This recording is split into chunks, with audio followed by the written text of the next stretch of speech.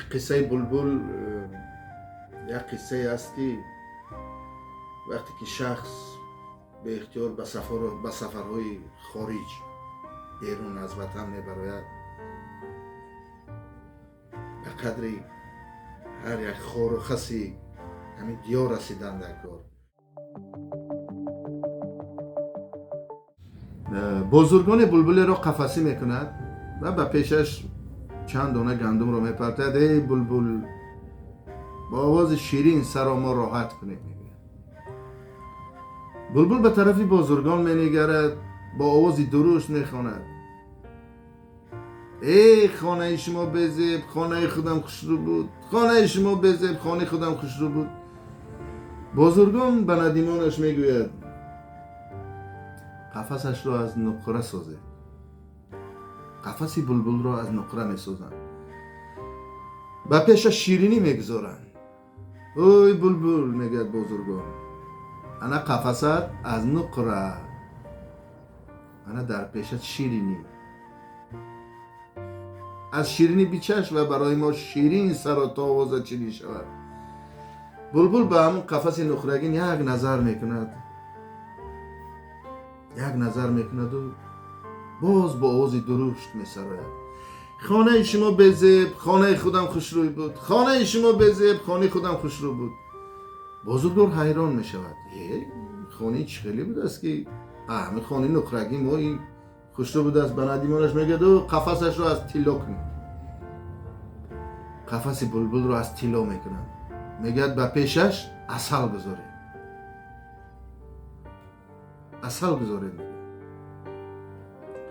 عسل میگذارند. میگه اوی بلبل، من خانه از طلا، من در پیشت عسل. عسل چشم در خانه طلاگی راحت کن، برای ما خوش بی سراکی ما راحت کنیم. بلبل باز به قفس می نگرد، به عسل می نگرد، با پایش خرمچه عسل رو تیله میکند. میگه خانه شما بزیب، خانه خودم خوش رو بود. خانه شما بزیب، خانه خودم خوش رو بود. بزرگان در خشم میشود. میگه قفسش رو از بلور کنید، یعنی از بریلیانت، از بلور کنید. و پیشش گلاب گذارید. تمام شیره های گل را، و برای بلبل گل را دوست می دارد. شیره گل را می بیارند، گلاب را می گذارند. بزرگان به بلبل می گوید: اوی بلبل، من قفست از بلور، قیمتترین چیز بلور یعنی بریلیانت است. من در پیشت گلاب، آن چیزی که تو در عشق همون هستی، عشق گل هستی، من گلاب. بیچش از گلاب در قفس بلورین راحت کن، برای ما خوش بی سرا، شیرین بی سرا. که بلبل یک نگاه میکند به شیره گل، به گلاب، یک آه میکشد و باه میخواند: ای خانه شما بزیب، خانه خودم خوشرو بود. خانه شما بزیب، خانه خودم خوشرو بود. خوشرو بود. میگد که بزرگان در خشم میشد.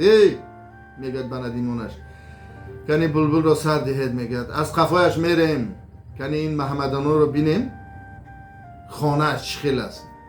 نخواد از قفس بلوری که از این چیزی قیمت نیست خانه این زیبا باشد.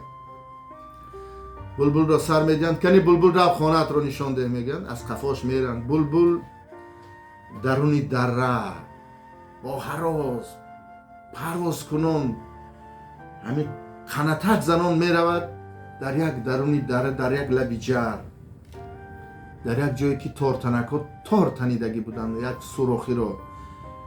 و همونجا می ایستد و یک نگاه میکند و سرسان به همون سوراخی می دراید، همون پرهای تارتنک رو کنده می دراید. کمی می ایستد و بیرون می براید، یک نفس کشیده وای میکند که چنگ آسمان ده میخیزد.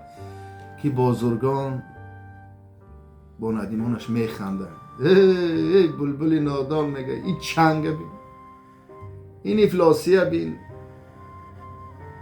تو نخواه از قفس بلورین میگه قهر کرده، میگه همین خانه بی، همین یک سوراخی پر از چنگ و پارو رو برای خود خانه کنیم. که بلبل به اختیار به بازرگان نگاه میکند با یک آوازی دل خراش میخواند و میگوید که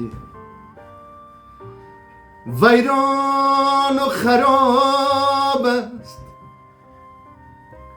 ویران و خراب است، ولیکن وطن اینجاست. ای بلبلی آواره دنیا چمن اینجاست. آی وطن اینجاست، آی وطن اینجاست، وطن اینجاست.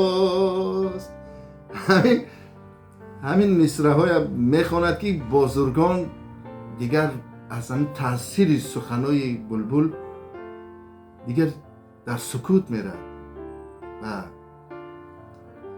به ندیمانش میگه برگشتیم به خانه های خود میگه و بر میگردن. خیلی میگن که